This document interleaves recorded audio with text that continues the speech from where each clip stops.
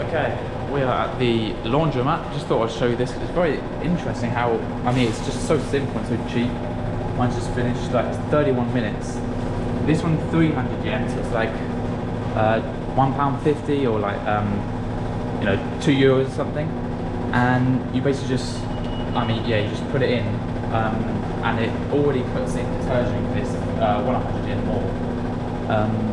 But yeah, like it's so simple and very quick as well. And then I'll put it in the dryer. You got these to do washing and drying. And yeah, I mean, it's so cheap. For 10 minutes, 100 yen, so it's like 50p. And this is a really big one, so quick as well. Mine might go in 20 minutes, we'll see.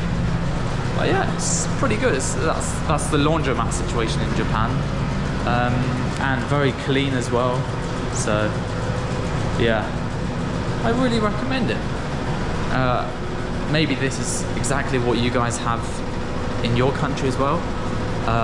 And if so, then, well, it's a reminder, I guess. But no, I thought it's just interesting to show these things. Yeah, very good.